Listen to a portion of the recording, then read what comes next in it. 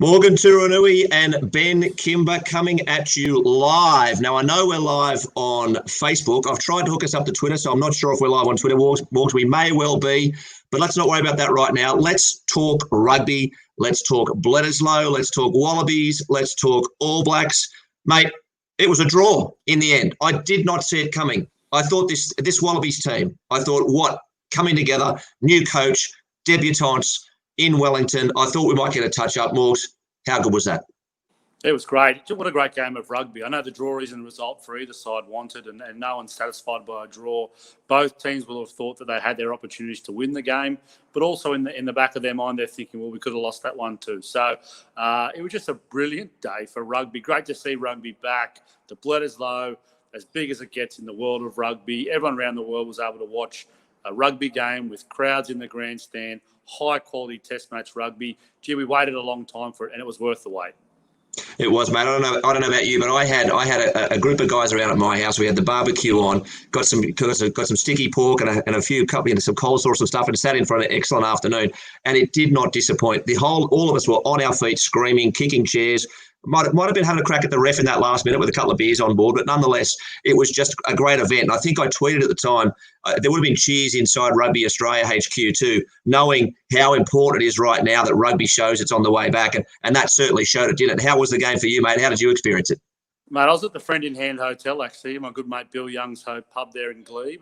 Billy Young's pub, yeah. Nice. Matty Cobain, Jeremy Paul, a few of the boys. Colin Scotts was there, so had a couple of beers. And mate, he treated us to his sort of no-name style Big Bill chicken schnitzel. So I smashed one of those as well while I was watching the game. And then, mate, I've never been more animated after the siren in a game. I think we're all up and down, screaming at the referee, screaming drop goal, screaming he's offside, screaming expletives at the referee, disowning Angus Gardner, all the things that we're all doing. It's just that we were able to just passionately support our team. That was great. Actually, I think most people's household was summed up by a video my son sent me.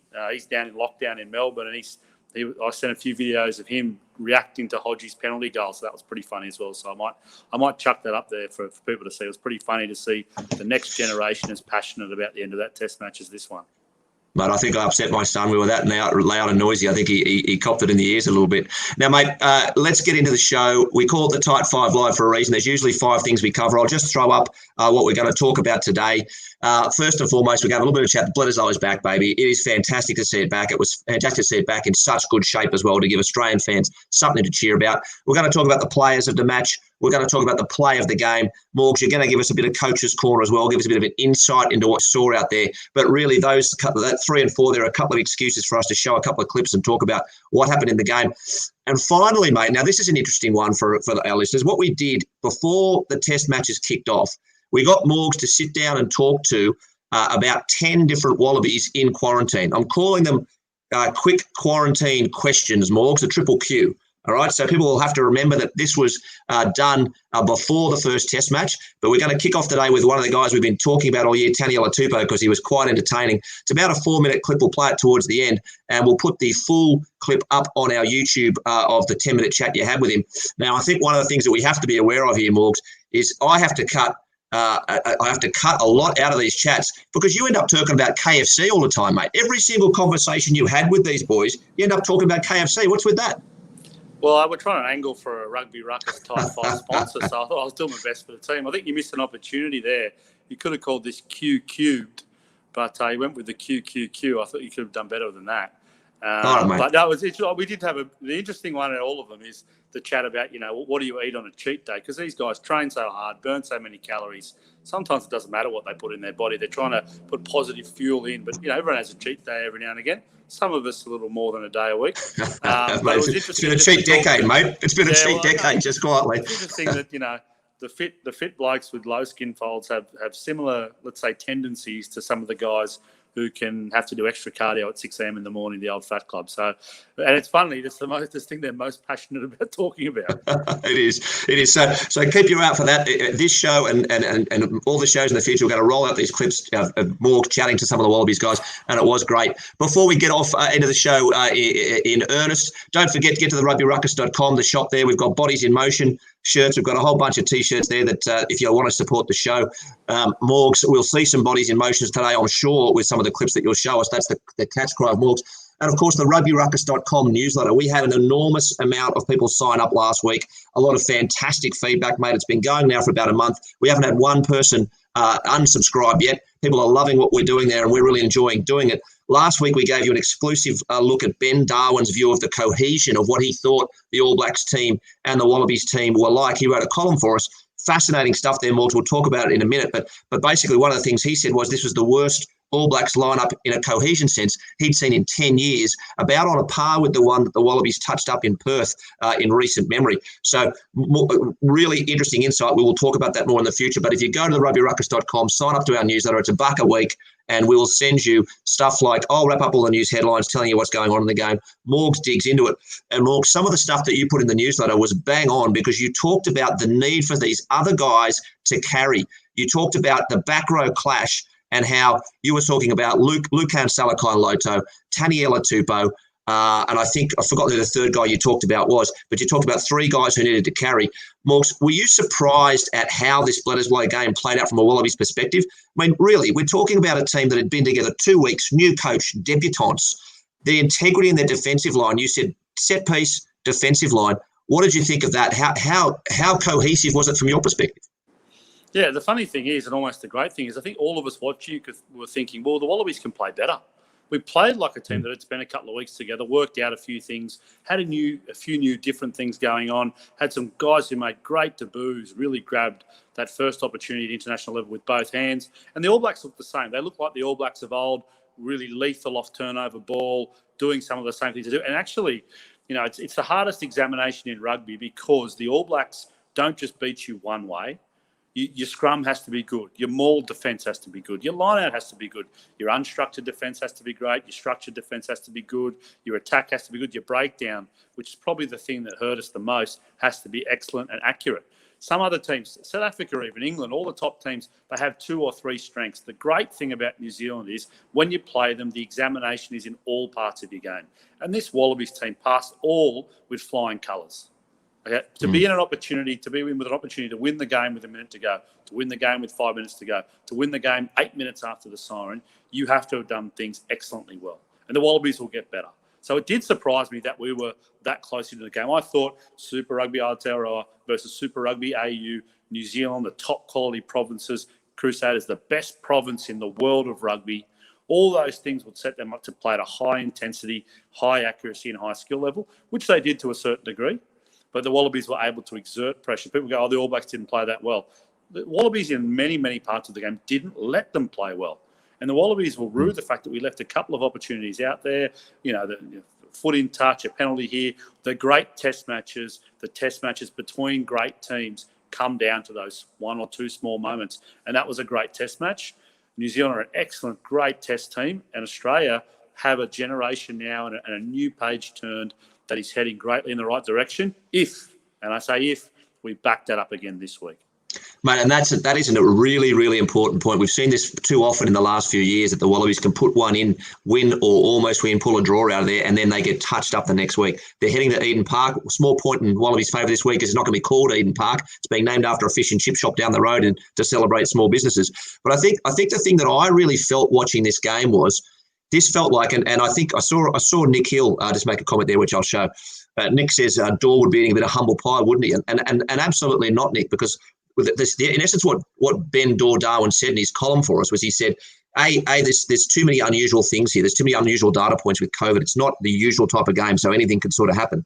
But he just said, from a cohesion perspective, the way that All Black side ranked against other sides with all the data that Gainline Analytics use, it was one of the lowest ranked sides in the last 10 years. But he said at the same time, it was one of the worst ranked Wallabies teams. In fact, the stat he used was they ran the cohesion numbers over Wallabies sides since 2001, and there were 251 teams that ran out, and this was the 247th least cohesive team.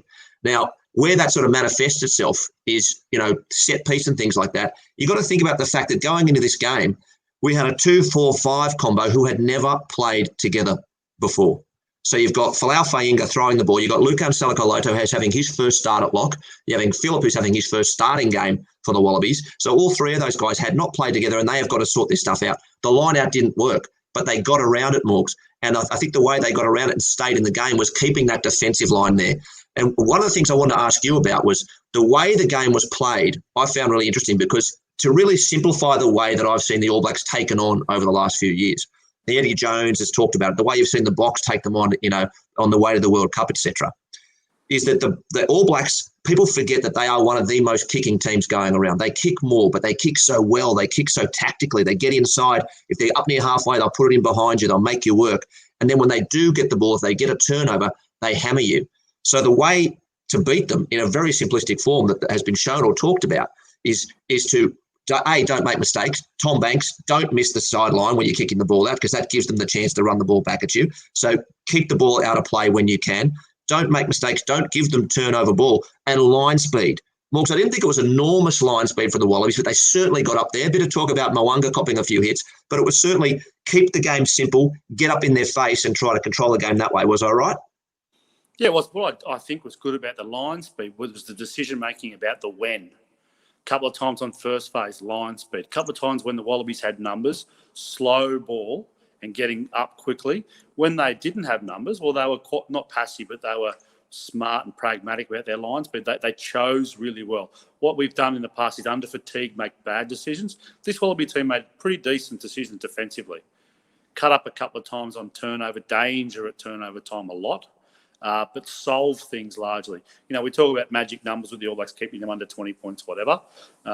What we did quite well, I thought, was dominate possession in the first half, when we were against the breeze, and then turned with the breeze and made the All Blacks play the game as well, which they sort of, as you keep the score somewhat tight with the All Blacks, the pressure turns on them, especially at home, because there is that expectation of performance. The last, when it gets to 13 or 16, 13, it's the All Blacks that are thinking, we don't want to lose, we don't want to lose, we don't want to lose. And what they've done excellently well with the huge experience they've built up in tight games is they've been great at finding a way to win. You think about Dunedin a few years ago, things like that, finding ways to win. And so that's what the Wallabies dealt with really well, was staying enough in the game. At 13-3, when Smith scores or whatever, you think, they're going to break the elastic here. Or that try just before halftime, you thought, gee, that would have been huge. Wallabies would have thought on the attack after the bell in the first half, bang, what we've seen so many times in the championship minutes from the All Blacks. Wallabies found a way to stay in the game. Got away with one with Rieko Ioane put down, obviously, and then stayed in the game when Smith scored his try, which would have been really debilitating. The same play you tried to play yourself that didn't come off and nearly led to a try leads to a try to them. Not defending your own play just because of some smart games, keeping Slipper in the maul, and then they get you on your own play. Didn't that hurt when you see them execute the play that we got wrong? So, look, the mindset and almost the great concentration levels to just keep chipping away at what they were doing, I thought was great. Mate, a couple of questions from the crowd here, people tuning in. One there from Byorgan saying Wallabies were shutting down left, right and centre. You could see us getting in the way of what they planned to do. But John Barkley asked conditions and how they changed the outcome. The rain came in late in the game and it was really swirling. And I think, to that extent, what I saw was a Wallabies team which seemed to play the wind better, playing into the wind with those box kicks. They caused a lot of trouble for McKenzie in that first half. And, the Banks missing the sideline aside, we seemed to play better in the wind. And when we turned at half time within touch, and I thought if the wind's going to be here for us, that was important. Did we play the conditions better, Morgs? Well, normally, traditionally, if it rains, you give up. That's a Wallaby support. If it rains in New Zealand, we don't like playing the wet weather. We're not used to playing the wet weather as much. So I just think we had the breeze in the second half when it made a difference. The rain meant that the game didn't get expansive in that late period where the All Blacks try to break free. And, at 13, 16, they're chasing the game, which is not a normal thing for them. And they would have expected a bit more of a margin. They try and break the elastic on the scoreboard with you all the time. And you can frustrate them by staying close. And that's what we did. And I think that was pretty simple. I thought, we played the example, the conditions fine. There's a few examples of some judicious kicking and things like that. But I just think the way that we were able to maintain the integrity of our defensive line, the way that we were able to find small little, passive arms and shoulders in attack while we didn't convert from the break, that just kept us in the game. Then we got a couple of opportunities, the great first five strike, the back of them all, and an opportunistic one on the right-hand side. That's what a big test match is, taking the one or two opportunities you get inside the opposition's 22. And once again, there are a couple we didn't take. So this Wallabies team will go back. They'll be reviewing right now. They'll be saying, gee, guys, line-out efficiency, we can do better. Scrum issues we had at the start of the game, we can do better. Executing a couple of pet plays, we can do better. Breakdown needs to be a lot better. But inside of all that, some great creativity of play. Wilson and Dalguna down a right edge in the first half a couple of times. Just short passing game. Paul Cully alluded to Taniela Tupou passing the ball. Just little bits of elements that we will be able to add on. As we talked about, so much about set piece and defence leading into a game like this. This will continue to evolve in the time this team spends together as Scott Wiseman gets more and more time with this team. Mate, and you're dead right. And we'll find actually later on in the show, you'll find out what backline position Taniela Tupou wants to play. That's in the clip. You asked him if he switched into the backs where he'd play. You might not get the answer that you think there. Mate, 1 point out of the game. Before we go into the players that stood out, I think we need to address this. Andrew Fraser's asking it here. Was the non-neutral referee a success? Now, I'll give you the reason why I hated a non-neutral referee, and I mean that from both the perspective of Williams in the centre and from Gardner on the sideline. It just puts an extra layer on that you'd rather wasn't there. And this is not a comment on the guys on their capability. You know, I thought Williams missed a couple of stinkers in the end. I think I tweeted bullshit at the time because I was quite fired up. You know, that in at the side right in front of the post that should have been a Wallaby penalty. Look, there was things throughout the game that could have been picked up. Angus Gardner not seeing Ioane's foot on the sideline or the in from the side. I just think the reason I hate it, I understand why it's there for this series, but the reason I hate it is because it puts that question out there. And that question can be, A, you know, are they too close to the teams because that's their home team? Or B, are they too far the other way? You know, is Gardner being too far the other way? And I'm not suggesting he is, but I'm saying that's why I hate it. What did you think of the referee performance, Morgs? Yeah, look, I think there's a few elements to it. I think we completely understand that this year of all years, we will cop non-neutral referees. Okay, we'll take that as given this year. I don't think it was that bad a refereeing performance. I think he missed a few things. I think he missed a few things against us probably. And in the larger sense, those things even themselves out. And I definitely think as an Australian, that Australian mindset is you're almost hesitant. You're too far against being favourable to your own team. So sometimes if you're in doubt, you wouldn't put that flag up because you think, oh, I'm Australian. Oh, I don't want to. Angus Gardner is one of our most accomplished referees. And so that's just a mistake he made. And it's funny that I think the most obvious penalty of the last 8 minutes was, I think, Satutu coming in from the side. And that was on the blind side to Williams, and it was on Gardner's side to C. So that's where the assistant referee's got to get on his flag. Was it the second row? Was it Tupou Vai? Yeah, I think you're right, actually. Yep, you got me there. I think it was 1-0, Benny. That's all right. Anyway, right, let's call it off. That's the end of the show. I'm going to declare.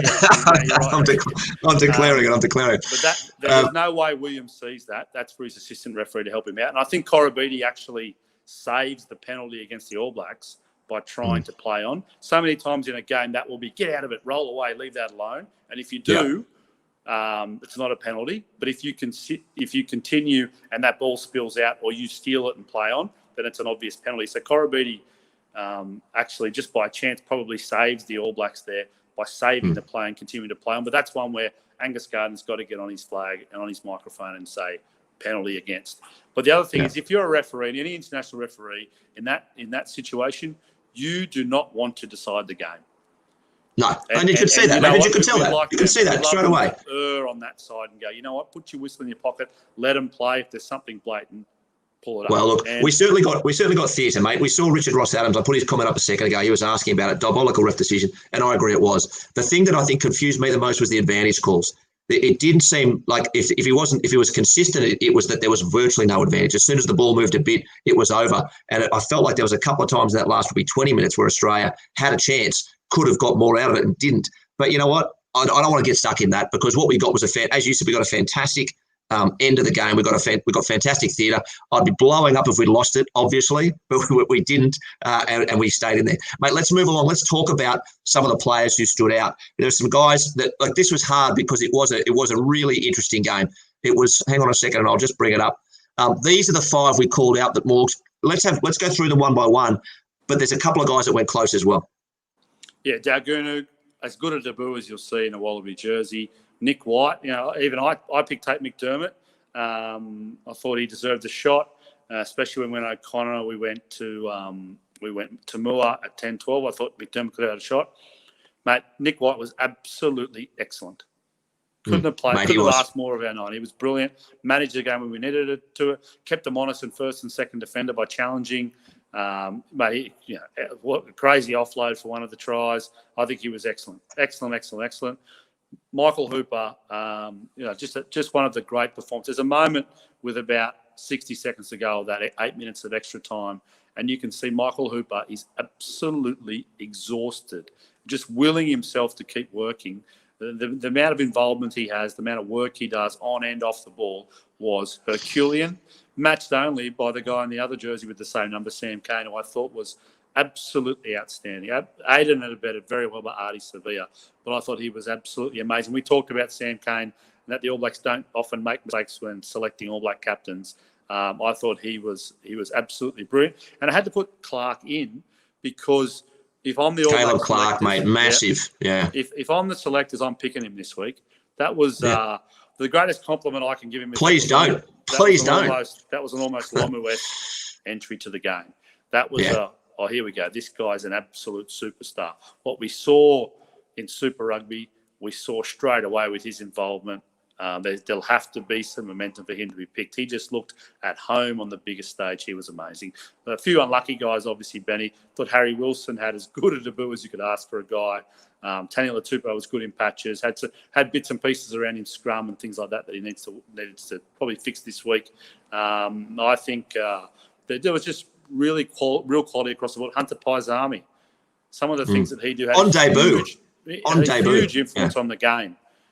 Huge influence. Some of the big plays he came up with were really important. Nick Hills beat me to the punch. I thought our second row was excellent. I know, Benny, you campaigned for Lukan Salakai-Loto to be one of our nominees. I thought he was brilliant. Matt Phillip, who we wanted to see. We just wanted to see. Matt Phillip, are you who you've been calling for all year, mate. Yeah, actually into last year as well. Yeah, look, and I've been calling, but I want to find out. I had a hunch that it was there. All Blacks in New Zealand against that forward pack is as good an examination as you can get. And he showed that for that game he can do it. Can't wait to see both of those locks do it again next week. Mate, I just want to run in behind you on a couple of those there.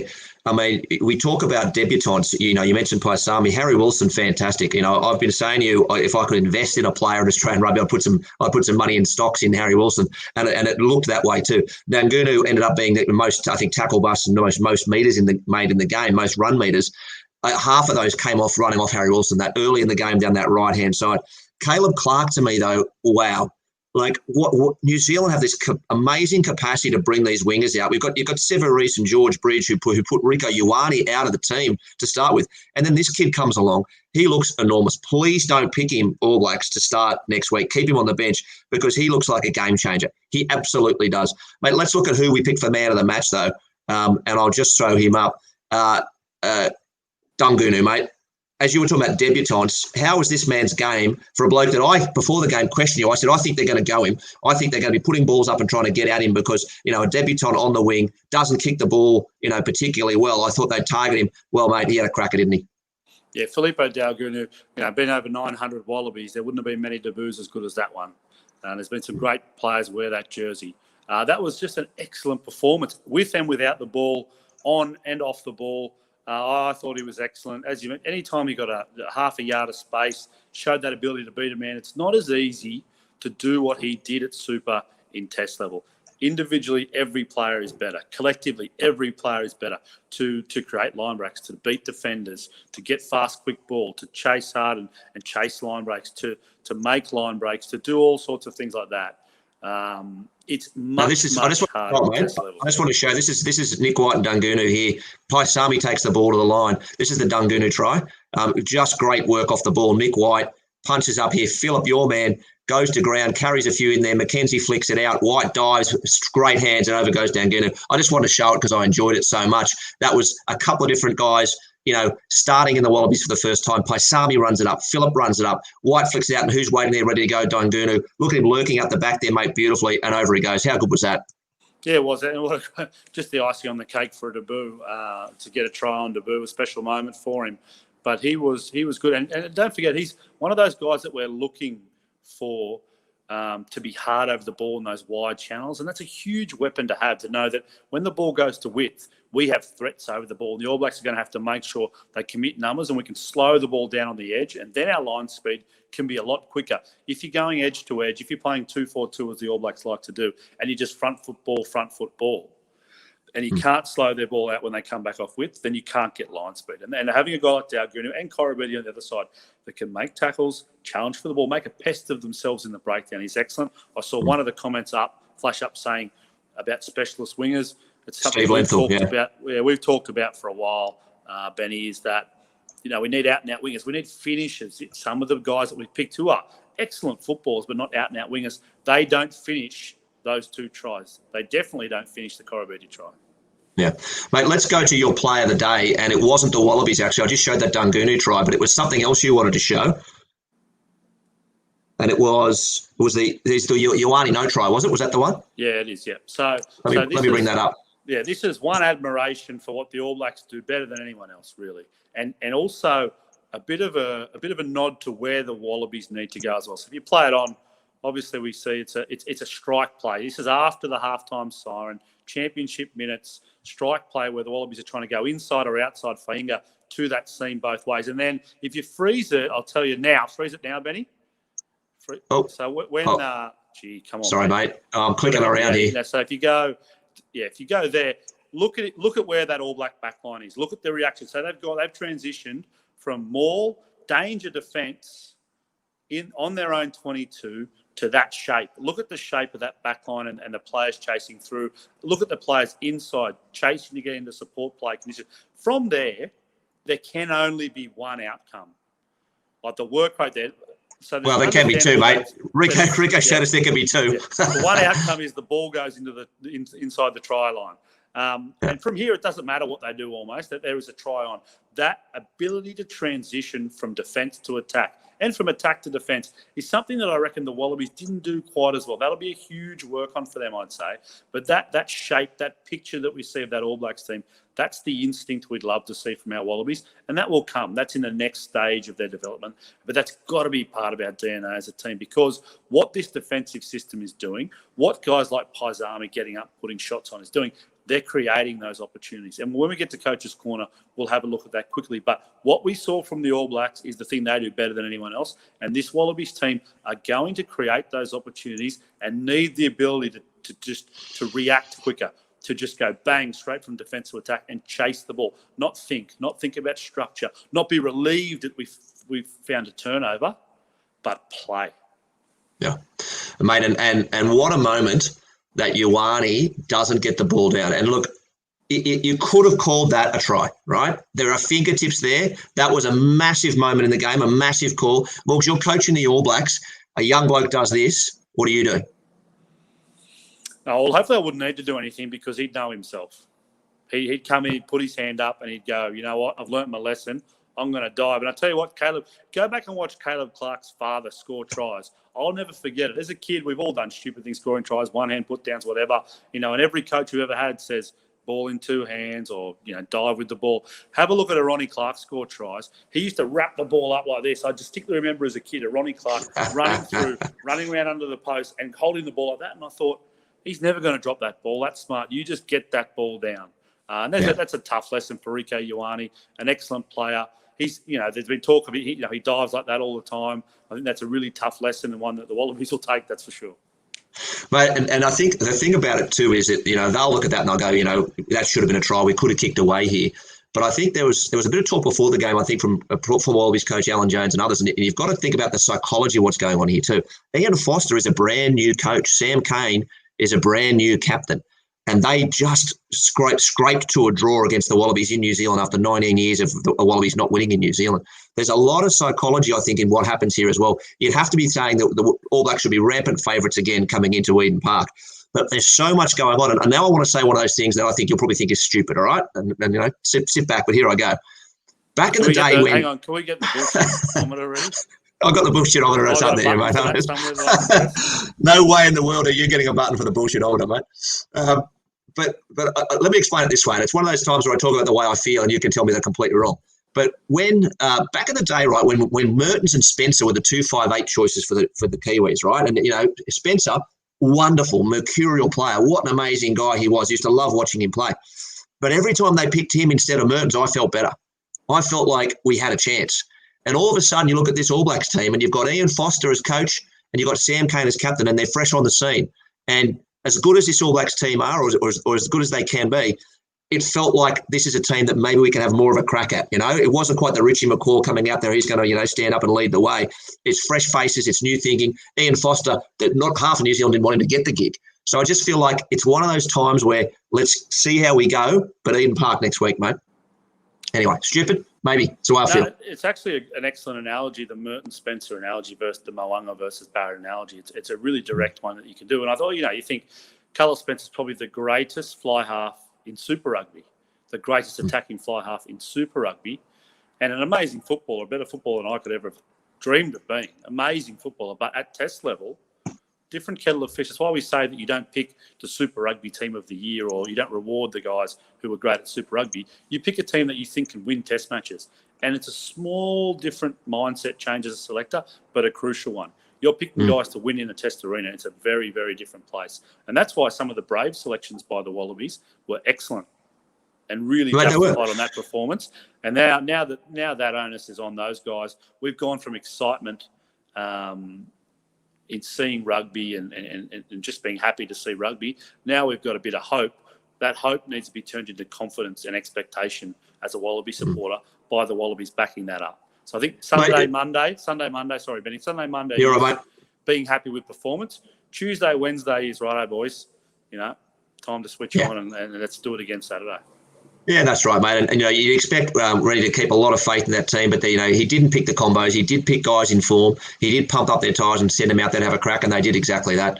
Mate, let's talk about the coach's corner. Now, you wanted to have a look at the Korobidi try. Is that correct?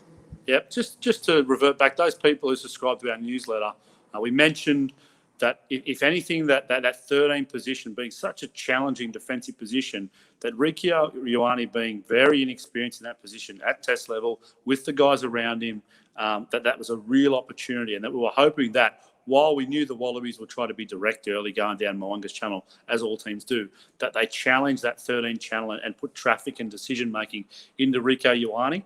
And they found a way to do it in the most unlikely of situations. Let's have a look.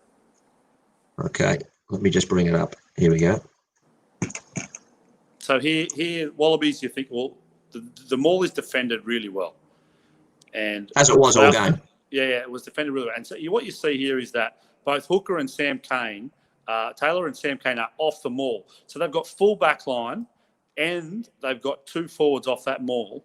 And Australia committed most of that. And Australia were able to outflank the All Blacks and Korobidi. Just an amazing finish. But if you look behind, if you stop it just here, Benny. Yeah, so if you stop it there, let's go back a couple of frames, actually. So from here, if you go back to when the ball's about to come out. So Sam Cane, he's just checking with Taylor off the side of the maul. And he's also got the comfort of Smith. So Mo'unga, he's thinking, well, I'm going to get to 12 at least. Okay? Mo'unga's got 12. Goodhue's got 13. And what Ioane's got to be thinking is, I've got Winger and 10 inside there. Any motion that comes out the back. So if Winger, Dalgunu, and O'Connor stay tight there and run straight at the line, then they all jam and Rico Ioane can come up and hit 13. Okay, he can hit Paisami. But if he has to have good visual on O'Connor and Dalgunu looping around. It's a really common play that everyone's seen. 9 straight to 12, 13 short, 10 out the back, and the winger trying to sniff around too. The winger can either stay inside or sniff around. Either way, if that 10 loops, that is Rico Ioane's man. They would have practiced it. They've seen it. He needs to keep eyes up for it. Have a look what happens as we go forward. Okay, he gets caught really narrow and doesn't push off. You see that Goodhue's got Paisami. Goodhue either needs to be more vocal to say, I've got him. Mo'unga so Ioane's come in. Yeah, Ioane's come in. He doesn't need to. As soon as Mo'unga's got to Mua and there is motion out the back, Ioane must stay out for O'Connor and Goodhue must take Paisami. Because even if Ioane gets O'Connor, if Dalgunu is a couple of metres extra around the corner and O'Connor can pop off his outside hip to Dalgunu, they're still dead. They're almost double dead. But the most simple thing he must do is stay to O'Connor. Mo'unga gets to Mua. Goodhue gets Paisami, got to stay out. And the motion out the back here from O'Connor, the running line of Hunter Paisami to commit Rieko Ioane was elite level knowledge and execution of roles. And if you play it on, they're just dead in the water here. And as good as the All Blacks are at scrambling, okay, O'Connor runs the 200-metre bend and gets the ball out in front of Korobidi, and Korobidi, an amazing finish, gets to beat Mackenzie one-on-one with 10 by 10 metres of space. And the only thing that can go wrong here is a pass that's behind Korobidi. It's out in front of Korobidi, and that is an elite, excellent finish and a great Wallabies try. And as I mentioned, that was a situation where the All Blacks should have been quite comfortable with the way they'd numbered up, but Rieko Ioane makes an error as a read there, as happens to inexperienced 13s. Mate, one of the things that I've learned off you in doing this podcast, and that's the reason I put the T-shirt up before, rugbyruckus.com T-shirts, there you go, the Bodies in Motion shirt, is also just Dungunu here. Dungunu just trails off the right shoulder of O'Connor all the way across the field. That little bit of threat on the inside. You know he's lightning. You know if that inside ball could still come, and it just keeps him that little bit tighter as well, doesn't it? He just sticks with him all the way across. Could run, and then the ball's gone wide and it's gone. Yeah, this shows that you've got 7 backs. You've got to use every single one of them to create doubt, deception, to make guys turn hips, plant feet.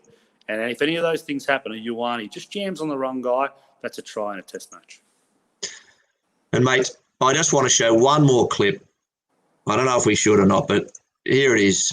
How about the size of this kick? And the first man there, of course, Hodge. And look how high and hard that goes. Clark knocks it on. Hooper arrives, and then Dungunu's there. Just excellent work. Should have been finished here. I'm not going to play it on and show that piece that'll upset me, but I just want to show that kick. How good is Hodge with the boot, mate? You coached him down the Rebels, didn't you?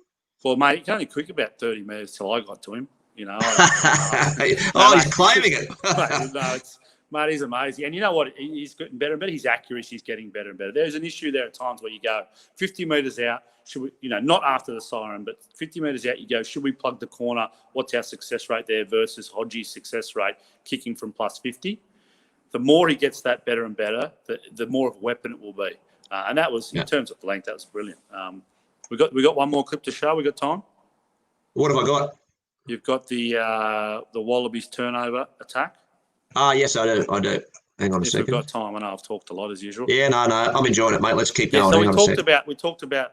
Hang on a second. Let me put it up. About the Wallabies, and I referenced that the New Zealand did such a good job on turnover, and that's probably the next step for the Wallabies we need to do. I'll talk through this as we play it along. Just when Paisami makes the hit, just play it. So Paisami makes the hit, and then we play turnover. And we just want to look at the slight differences in the Wallabies. So here, Paisami, bang, and then the reaction is good. Like hacked forward by Korobidi, Tamua's there. That man, of course, Hooper is there, gets a piece of the ball. Great scramble from the All Blacks. If you freeze it at this ruck or just when this ball comes out, yeah, so the All Blacks look at the amount of numbers they get behind. And yes, it's been a hacked ball, but one, you've got to tip your hat to the All Blacks. They get numbers behind this ball so well. Now it's still unstructured footy. It's heads-up rugby. It's not about shape or 1-3-3-1 or 2-4-2 or who goes where. Forget about the number on your back. Just play footy.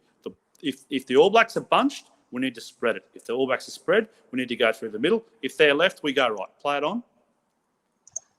We've talked about this before. Against the All Blacks at Test footy, those opportunities aren't there a couple of phases later. So look, when this pans back, stop. Look at the line the All Blacks have got. That's an excellent line, front line. So the space in front of Dungunu. Yeah.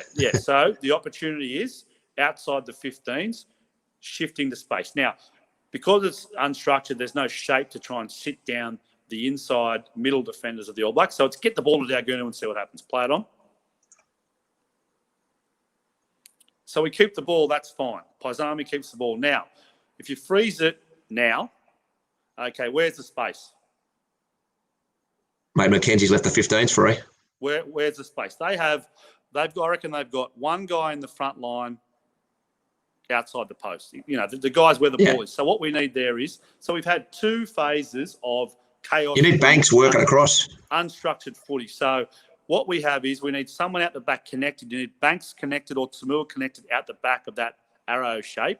We need to pull pass out the back, and we need to be able to go hands through there to score in the left corner. The opportunity is there now to score a try. If we probably worked a little bit harder, if the guys that weren't in that phase on the right-hand side there, they are starting to set up one crack. They've got to be thinking, right, we've gone 2 unstructured phases. We're in the 22. Where's the space? The space is wide. What can we set up to get there? And so Tamua needs to be connected, as we've said many times. The back, out the back of the 3-man shapes, needs to be connected. That ball needs to go out the back. So play it on. So that ball should have gone out the back. Okay. And then if you look now, so they've got numbers. Look at the numbers we had out there with Corabidi, and I think it was Wilson hitting over. Those guys were all out one there. phase too late. The next phase, that space is gone, and we feel like we have to put the grubber through, which is truthfully an inefficient A-zone play. What the lesson with the All Blacks is, the lesson of what they do and what we're able to do against them is that space, that opportunity is not there the next phase. As the Wallabies spend more time together, train together, in the bubble together, live that, they need to be able to pull the trigger on that play, and that was a try-scoring opportunity. Many people that have watched all the rugby like us will know that that's a situation that the All Blacks often convert, and the Wallabies need to be doing the same. Mate, we're going to go now to our quick quarantine questions, or Q Cubed, I think you want to call it. When we come back, there's a question here from the crowd that I've been thinking too that we should talk about. The answer might be nothing, but I'll show you the question before we go to the clip, all right? So have a think about this while we go. But what changes, if any, and we'll talk about the All Blacks and the Wallabies with this one, would you make for the next game? So have a think about that. But while we just cut now to, if this works for me, we're just going to show a quick 4-minute clip. We're going to put the full clip of you talking to Taniela up on our YouTube channel and on our website, therugbyruckus.com. But here's Morgs was talking to Taniela. This is ahead of the game. All the boys were stuck in hotel rooms, so we took the opportunity to get Morgs to ask him a few questions. Here's one now with Taniela Tupou. Taniela Tupou, thanks for jumping on to have a chat, mate. Nah, no worries, mate. Thanks for having me. Great to see your face. I'm going to hit you with a few rapid-fire questions. We'll jump into game day and how you prepare for your match. What do you like on game day? Do you have a set routine, or are you pretty chilled? No, I'm pretty chill, man. But I like to have a late breakfast, around, I'd say 11, and just not eat to the game, like after the game. It's pretty weird. Sometimes I get so hungry, but I can't eat like at least 4 hours before the game. I just feel like I'm heavy enough, so I can't get any heavier before the game. I don't know, something like this in my head. So, yeah, I like to sleep and do nothing on the game day. Yeah, I understand that, mate. Early days, I think, copied what my roommate did, and then I got a bit excited at the buffet at lunchtime. And by the time the game came, I was ready for bed, and I felt really heavy and full. So it's quite nice to play light and hungry sometimes, isn't it? Yeah. And is there a highlight for you over the last few years where you just went, that's my favourite play, that's the best thing I've done on the field for my team?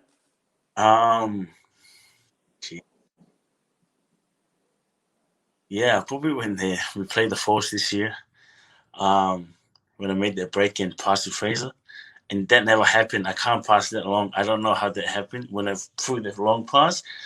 Just probably the highlights for me, because I can't just sit normal and just pass it long. And I did that in the game, and I surprised myself. So probably the highlights for me.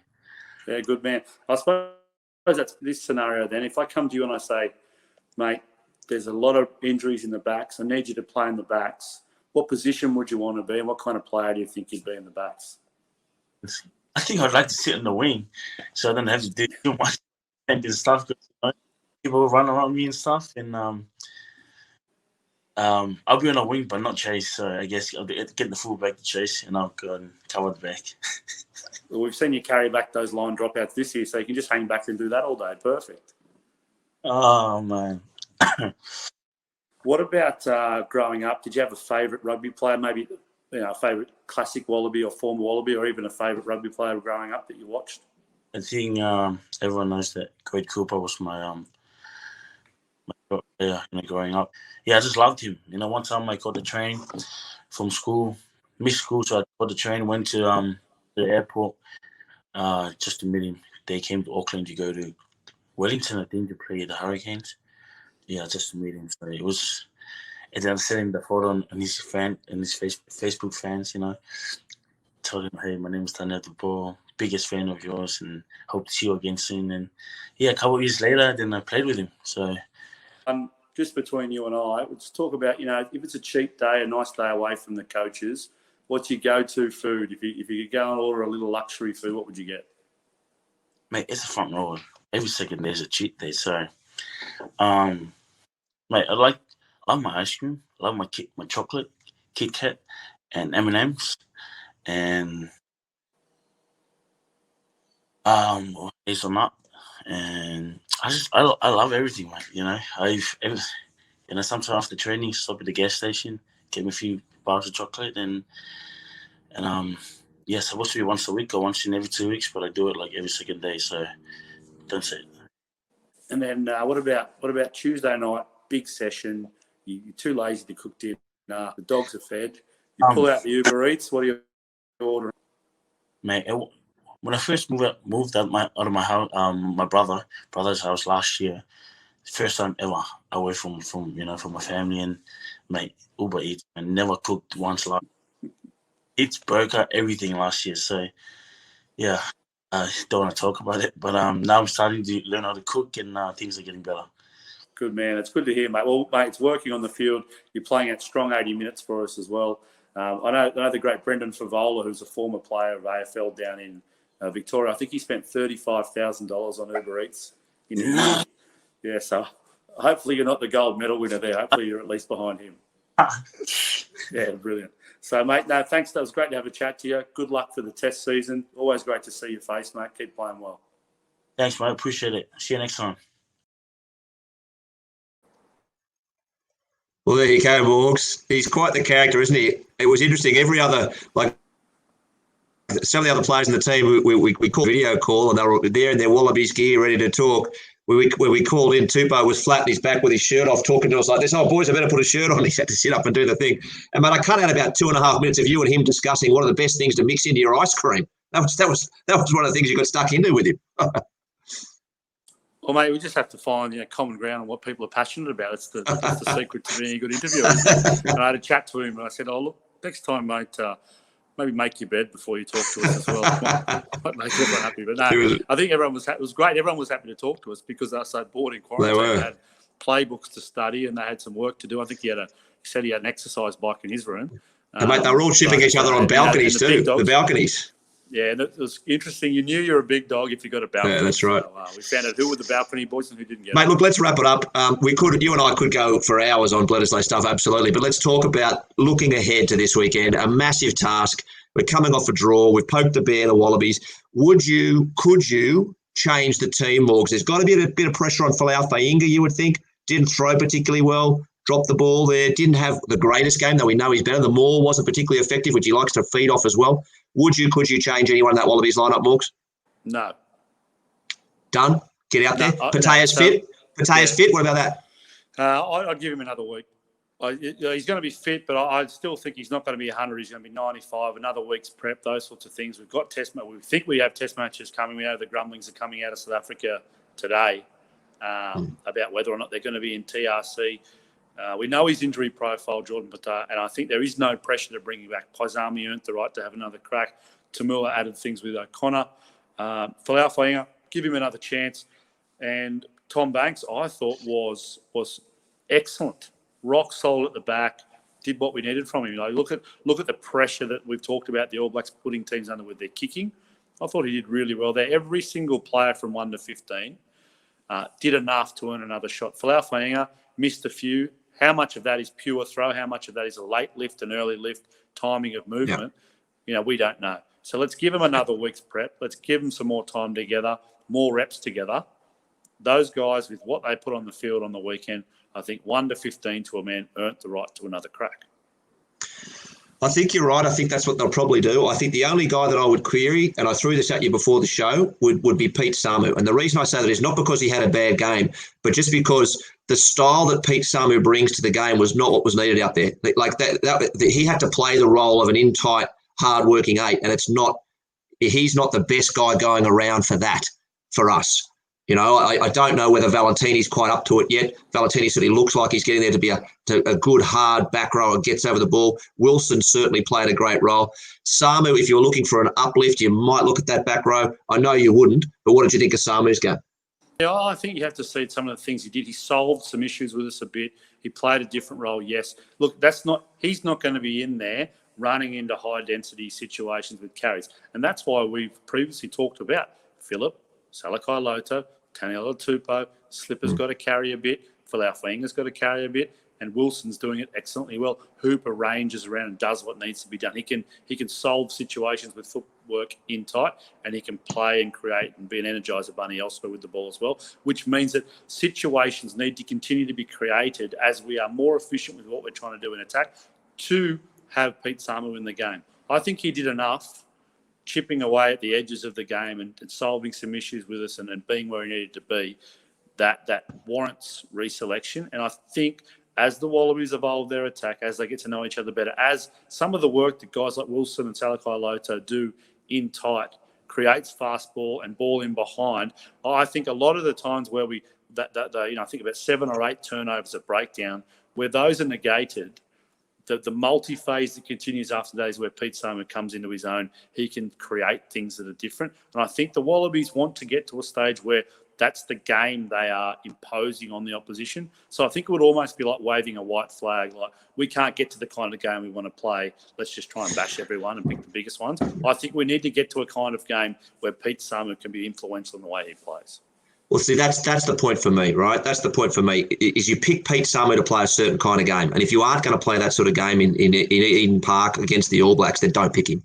You know, I'm not saying he can't have a wonderful impact for the Wallabies in certain styles of games, but I just think you're picking a guy to play a role that he isn't there for if that's the way these games are going to play out. If they are going to be what they are, then you might have to look at a Liam Wright or someone else to have a bit of a crack at. I will say if the game is played that way against the All Blacks next week, we lose. So we have to change it up. To lose. Mate, no, if it's about being more physical, then we're going to lose. Because I can tell you the first 20 minutes, they are going to absolutely flood that breakdown. And they are absolutely going to increase the line speed because you're going to get that reaction. But what do you think they'll change their team? I just think they'll just get more aggressive. You think they'll pick and stick? They're going to run at the same team? Please don't pick Caleb Clark. We've already said that. Please don't pick Clark. There's that. I don't think they'll. The only thing that they could reconsider is Rico Ioane. And even that would be panicking. That would be already stuffed up. And they're not a panicking team. They shouldn't panic. The pressure comes on them. We don't know with Foster. Let's see how he goes. Mate, he's been in that system a long time. Like it's not a huge turnover for them. You know, they had Hansen after Henry was an assistant, became the head coach. Foster after Hansen, assistant, became the head coach. That is great consistency and succession of coaching staff and environment for that team. They should be smart enough to be brave enough to pick that team again. As you said, Benny, don't pick Caleb Clark. We don't even want him in the 23. No, drop him. But I think what they will do is they will try and physically bash us. And what we need to do is be able to, yes, withstand that. Yes, be accurate at the breakdown. Yes, at 1 to 15, be able to do our job at breakdown. And then create situations where Pete Samu can make a difference. Mate, and more Taniela at number 10. Mate, I'll give the last word to our mate Steve Lenthal, who says Samu racked up the equal second most tackles behind Hooper, probably with his jersey tucked in the whole way too, Steve. Morgs, absolute pleasure to be talking Test rugby with you again. Absolute pleasure to be talking Bledisloe rugby where the Wallabies went out there and absolutely hammered into them. Congrats to Dave Rennie, Scott Wiseman, Matt Taylor and the team on a great effort. We want to see it again this weekend. I'll be doing another Bledisloe barbecue. Morgs, any closing thoughts? No, let's just do it again. We are uplifted by the performance.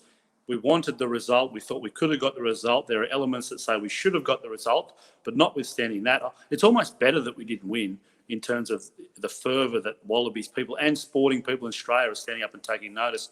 I had heaps of messages from mates in Melbourne, big AFL fans going, "Are we a chance?" I said, we're always a chance, boys. And then as they go along, they're watching, going, "What about this? Oh, the ref. What about the ref? We were robbed." I reckon they were angrier about being robbed, and then that outweighed how happy they would have been if we'd won. It stirred the emotions. Created more emotion. So they're going, "Oh, how bad's this referee?" Blah, blah, blah, all this sort of stuff, which was that great emotive response we want for our Wallabies. So this week, what an opportunity for our boys to show that they can back it up again. So many people will tune in again to see our Wallabies play on a Sunday afternoon. Can't wait. Absolutely. Mate, the newsletter will be out this week. We'll address the rumours around South Africa not turning up for the TRC, which are seismic if that is happening. We'll talk about that then. But that's it for today. That was the Rugby Ruckus Tight 5. Morgan Turinui. I'll talk to you later in the week. Thanks, Benny. See you guys.